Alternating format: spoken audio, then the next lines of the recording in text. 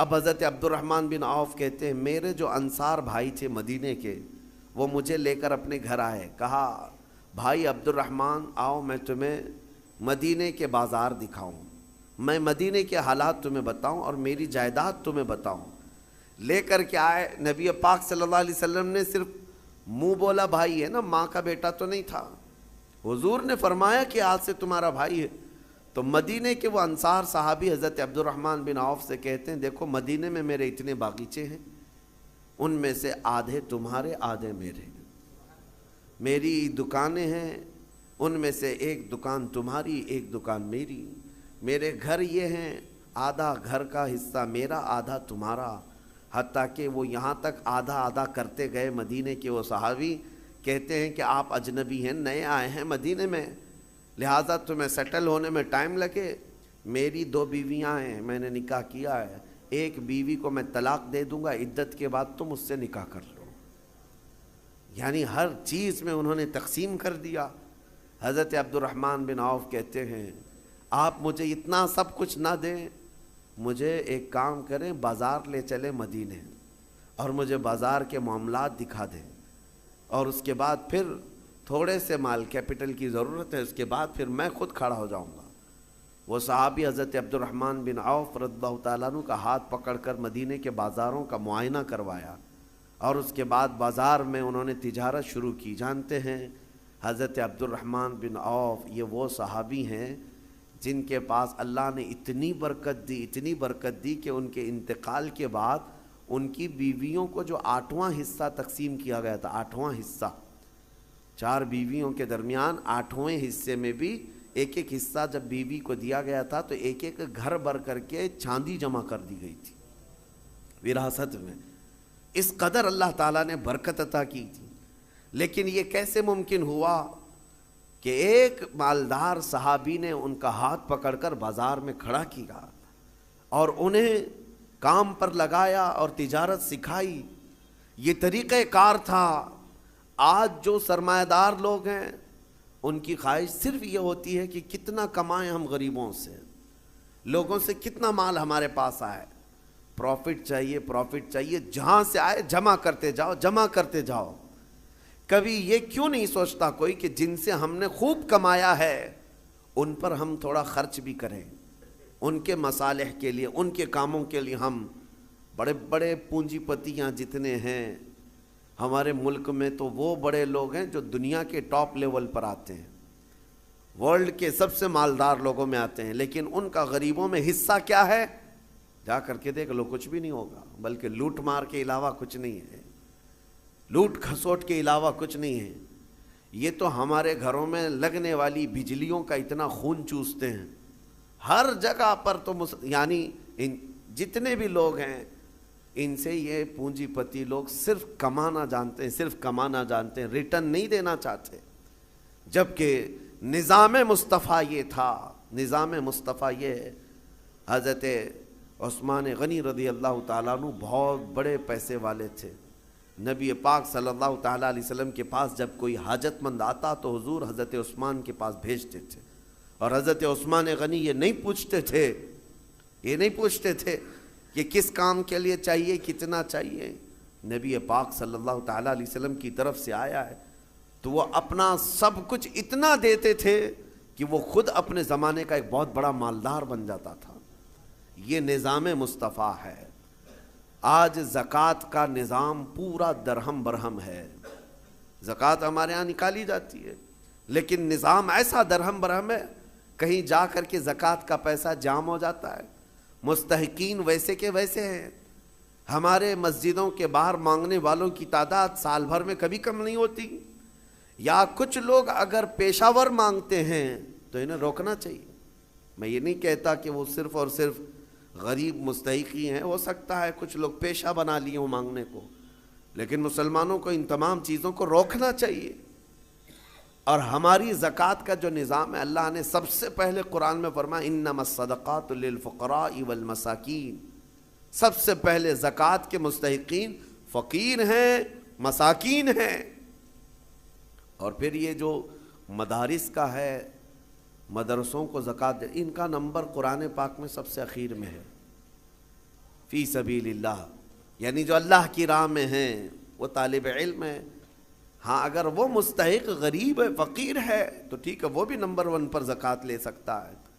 لیکن آج ہمارے لوگوں میں ایک ذہن میں یہ بات بیٹھی ہے کہ زکوٰۃ صرف اور صرف ایک جگہ جو مدرسوں کو دی جاتی یہی ہے، وہ ایک حصہ ہے.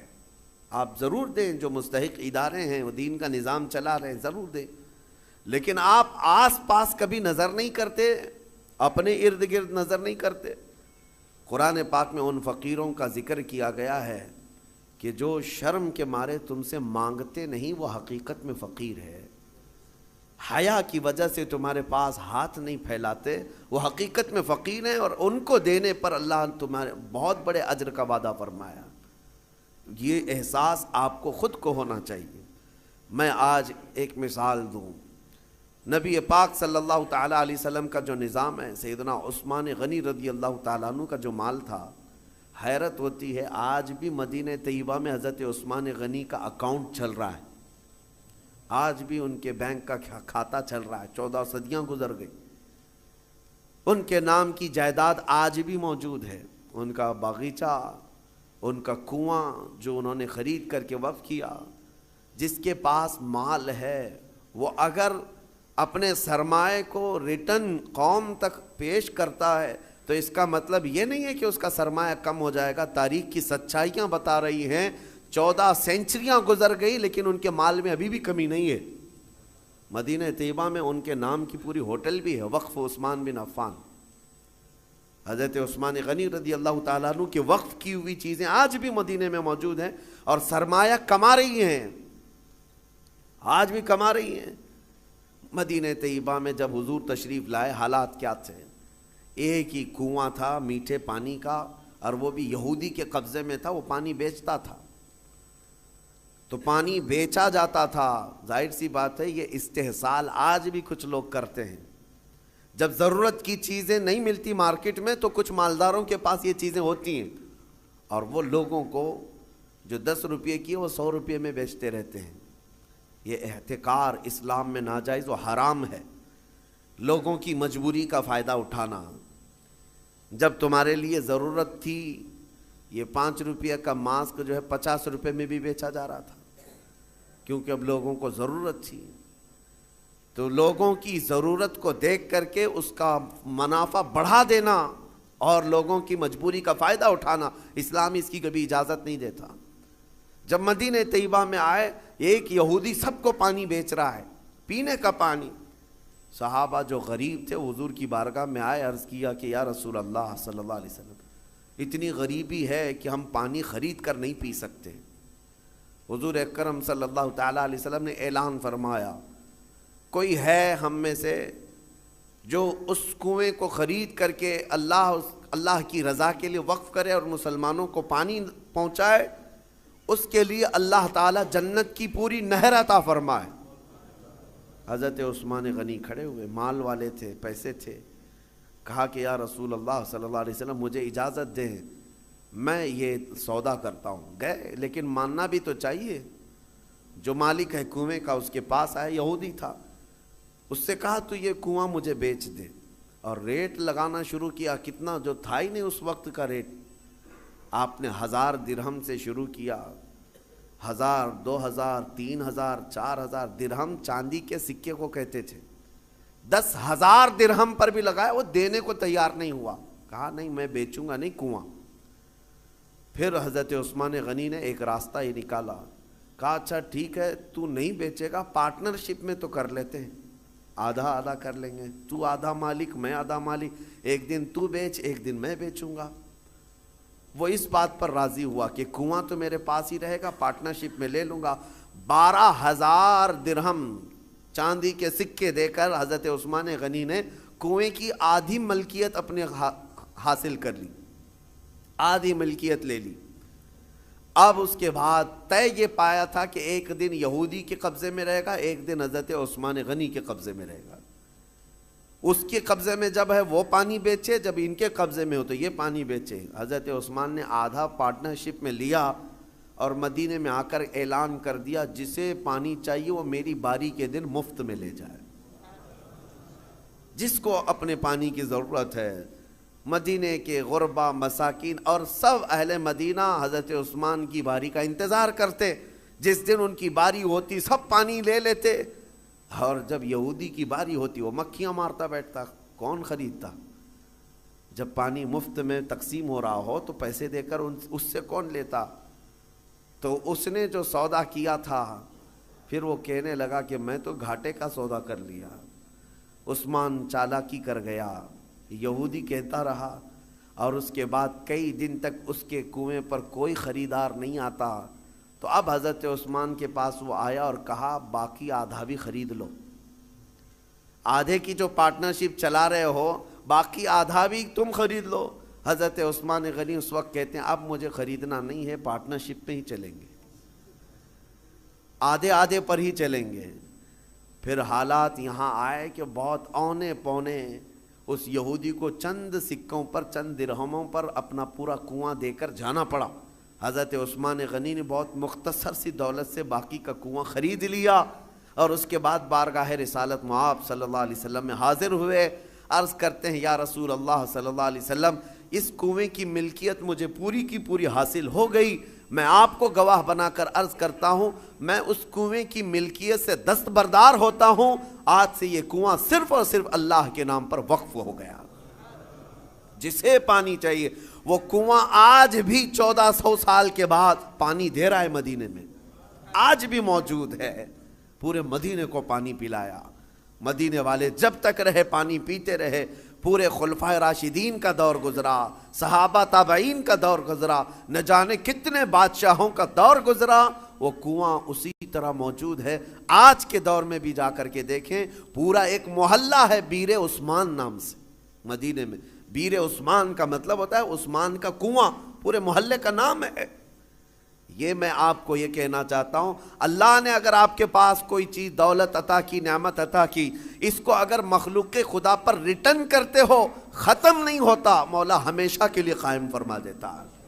اور قرآن میں وَأَمَّا مَا يَنْفَعُ النَّاسَ فَيَمْكُثُ فِي الْأَرْضِ، جو لوگوں کو نفع دیتا ہے وہ زمین میں ہمیشہ برقرار رہتا ہے، لوگوں کو نفع دیتا ہے وہ زمین میں برقرار رہ جاتا ہے۔ آج کے اس ظالمانہ نظام کے خلاف میں بات کروں گا۔ اقوام متحدہ UN کی رپورٹ کے اعتبار سے، ابھی پچھلے سال کی بات کر رہا ہوں، 2022 میں تقریباً 53 کنٹریز ایسی ہیں جس میں 11.5 کروڑ لوگ صرف بھوک کی وجہ سے مرے ہیں۔ 11.5 کروڑ لوگ بھوک مری، یہ دنیا کا اتنا بڑا وہ ہے۔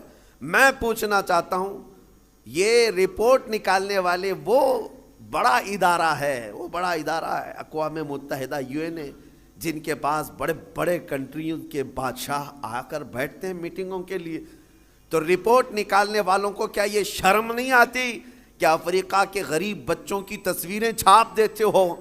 عربوں کی سونے کی کرسی کو کبھی کیوں نہیں ہلا کر کے پوچھتے کہ تمہارا ایک لقمہ ان کی زندگی بناتا ہے؟ کیوں نہیں پوچھا جاتا؟ دنیا میں یہ نظام نہیں ہے۔ دنیا آج مالداری کے حصول میں اور کمپٹیشن میں اتنی آگے بڑھ رہی ہے، ہر کوئی مال میں کمپٹیشن کرنا چاہ رہا ہے۔ آج عربوں کی حالت بھی دیکھیں آپ جا کر، وہ اونچی بلڈنگیں بنانے میں ایک دوسرے کی دوڑ میں لگے ہوئے ہیں، کسی کو 150 منزلے کی بنانی ہے، کسی کو 200 منزلے کی بنانی ہے، اور ایسے ایسے پروجیکٹ پلان لوگوں کے درمیان متعارف کرانا چاہتے ہیں۔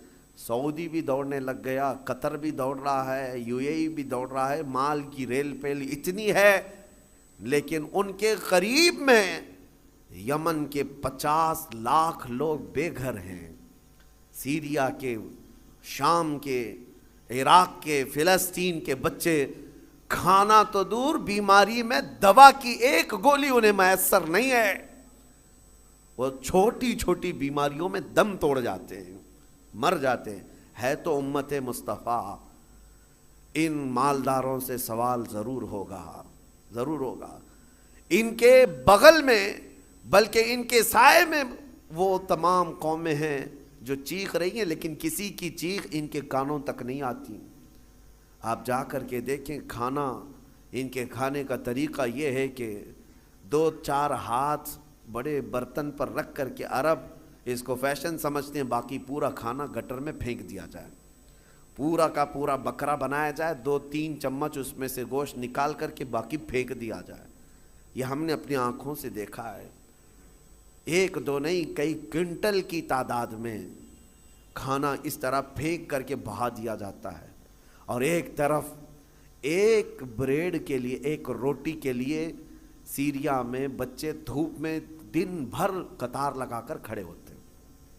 کوئی ریلیف بانٹنے والی تنظیم آتی ہے، اور جو لوگوں سے چندہ کر کے وہاں جا کر کے لوگوں کو خیرات کرنے والی کوئی تنظیم آتی ہے، ایک گاڑی آتی ہے تو بچے ایسے جھپٹ پڑتے ہیں جیسے چیل جھپٹتی۔ ہمارے ساتھ ہوا ہے، ہم بس لے کر کے عراق میں جائیں تو بس کا دروازہ کھولنا مشکل ہوتا ہے، بچے اس طرح سے پورے دروازے کو لٹک جاتے ہیں۔ اکثر تو ہمیں یہ ڈر لگتا تھا کہ کوئی بچہ ٹائر کے نیچے نہ آ جائے۔ ڈرائیور سے ہم بار بار کہتے بھی تھے کہ اتنے بچے ہیں، ایک بار بس کسی محلے میں چلی جائے تو 100-150 بچے 5 سال سے 7 سال کی عمر کے، دیکھو تو ان کے چہرے گلابی رنگت خوبصورت ہیں، لیکن الجھے بال، پھٹے کپڑے، اور ہمارے کپڑوں سے لپٹ جائیں، اور بانٹنے والا تھک جاتا ہے۔ مجھے یاد ہے 11ویں شریف کے موقع پر بکرے ذبح کر کے ہم نے اپنا نہیں پکایا، ان غربا اور مساکین کے جو ریفیوجی کیمپ تھے اس میں لے کر کے گئے۔ ایک ایک گوشت کا ٹکڑا 1.25 کلو کا ہوتا تھا، 1.25 کلو کا گوشت کا ٹکڑا ایک ایک کو تقسیم کیا جا رہا ہے، بچے اس طرح سے جھپٹ کر کے لیتے، اور میں نے دیکھا ہماری آنکھیں بھیگ گئی تھی۔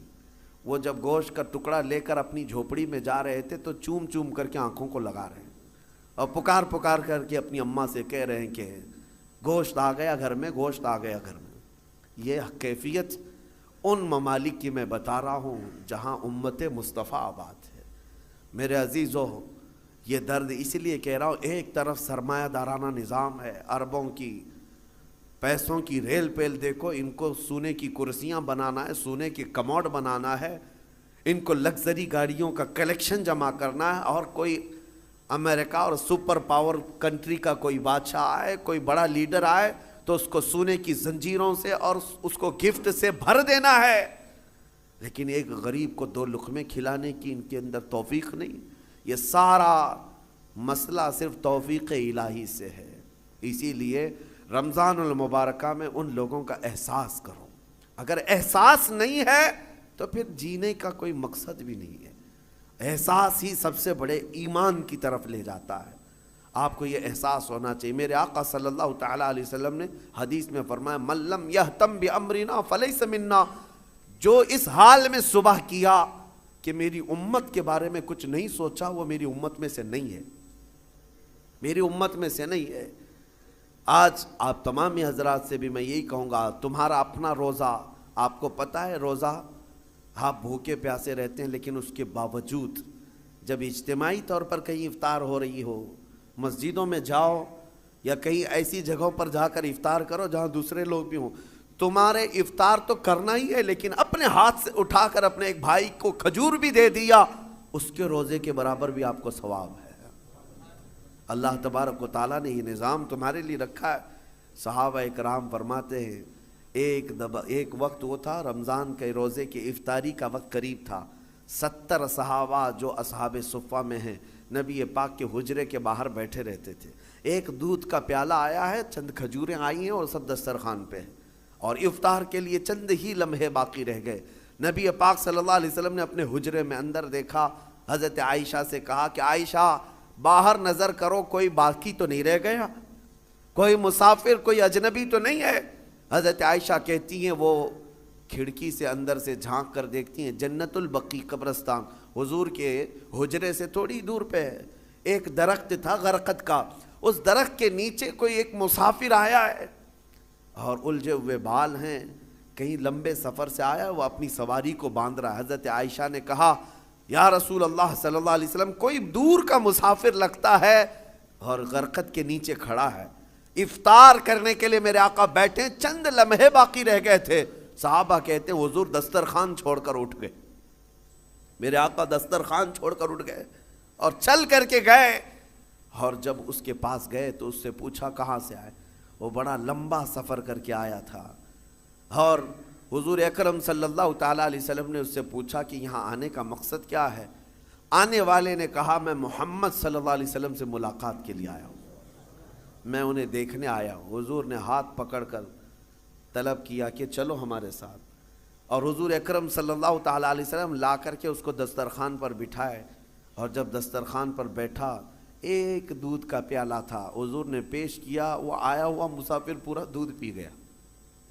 یہاں کسی کے لیے سب روزے والے لوگ ہیں، دودھ پی گیا۔ نبی پاک صلی اللہ تعالیٰ علیہ وسلم مسکرائے، اور کھجور حضور نے اپنے منہ سے تھوڑی سی کھائی اور صحابہ کو دیا۔ صحابہ کہتے ہیں ساروں نے وہی کھجور کھائی، سبوں نے وہ کھجور کھا لی۔ اب اس کے بعد وہ بندہ پوچھتا ہے محمد کہاں ہیں؟ جو آیا ہوا ہے وہ کہتا ہے محمد کہاں ہیں؟ نبی پاک صلی اللہ تعالیٰ علیہ وسلم نے اس وقت تک اسے احساس ہونے نہیں دیا میں اللہ کا رسول۔ سب سے پہلے اس کا پیٹ بھر جائے، سب سے پہلے اس کی ضرورت پوری ہو جائے۔ پھر صحابہ نے کہا تیرا ہاتھ جس نے تھاما تھا وہی اللہ کا رسول ہے، وہی محمد عربی صلی اللہ تعالیٰ علیہ وسلم ہے۔ یہ احساس ہے میرے عزیزو۔ آج اللہ تعالیٰ نے کوئی چیز تمہارے پاس دی ہے تو ذخیرہ اندوزی کے جرم میں کبھی مبتلا مت ہونا۔ ذخیرہ اندوزی کا مطلب یہ کہ خزانے جمع کرتے رہو کرتے رہو۔ قرآن کہتا ہے والذین یکنزون الذهب والفضة ولا ينفقونها في سبیل اللہ فبشرهم بعذاب علیم۔ اللہ فرماتا جو خزانہ جمع کر رہے ہیں، سونا چاندی ذخیرہ کرو ذخیرہ کرو، تمہیں جتنا جمع کرنا ہے جمع کرو، لیکن اس کا حق ادا نہیں کیا، اس کی زکوٰۃ نہ نکالی۔ اللہ فرماتا ہے اے حبیب ان لوگوں کو بشارت دے دیں دردناک عذاب کی۔ یوم یحمى علیہا فی نار جہنم فتکوی بہا جباہہم وجنوبہم وظہورہم ھذا ما کنزتم لانفسکم فذوقوا ما کنتم تکنزون۔ قیامت کے دن اللہ فرما رہا ہے اس دن آگ تپائی جائے گی جہنم کی، اور پھر یہ جو لوگ ذخیرہ اندوزی میں ملوث تھے ان کی پیشانیوں کو داغا جائے گا، ان کی پیٹھ کو داغا جائے گا، ان کے دونوں بازوؤں کو داغا جائے گا، اور پھر ان سے کہا جائے گا چکھو یہ تمہارا وہی مال ہے جس کو تم جمع کر کے سانپ کی طرح بیٹھے رہتے تھے۔ اگر اللہ نے دیا خوب جمع کرو، خوب حاصل کرو، لیکن اس کا حق بھی ادا کرو، اس کا حق ادا کرو۔ آج حالات ہمارے پوری امت کے لیے اس قدر دردناک ہیں۔ میں ایک ریکویسٹ کر کے اپنی گفتگو کو ختم کرتا ہوں۔ افطار روزانہ کرتے ہیں، دسترخوان پر بیٹھتے ہیں، تو جب کھجور اٹھائیں، ہو تو نہیں سکتا، ہماری طاقت نہیں ہے کہ ہم چل کر کے ملک شام پہنچ جائیں، چل کر کے ابھی ہم عراق پہنچ جائیں، چل کر کے ابھی ہم یمن چلے جائیں، لیکن دسترخوان پر کھجور اٹھا کر بارگاہ رب العزت میں یوں تو کہہ سکتے ہو مولا مجھے تو نعمتیں کھلا رہا ہے، تیرے حبیب کی امت میں چھوٹے بچے بھوک سے بلک رہے ہیں، اے اللہ تو نے مجھے کھجوروں کی نعمت دی ہے، اے کریم خدا ان پر تو اپنا خان نعمت وسیع فرما دے، میرے حبیب کی امت پر تو رحم کی چادر پھیلا دے، ان کے آزمائش کے دنوں کو تو مولا اب ختم فرما دے۔ یہ دعا روزانہ افطار میں ضرور کر لینا۔ اس لیے میں کہہ رہا ہوں کہ اگر تمہارے دل میں احساس بھی پیدا ہوا، قیامت کے دن یہ نیت بھی دیکھی جائے گی کہ یہ چل کر کے تو نہیں گیا، لیکن ان کے درد کا درد یہ یہاں بیٹھ کر کے بھی محسوس کرتا تھا، اس کی بھی بخشش کی جائے گی۔ اللہ کریم رمضان المبارکہ کی ان خیر والی ساعتوں میں ان تمام غریب امت مصطفیٰ پر رحم و کرم کی بارش نازل فرمائے۔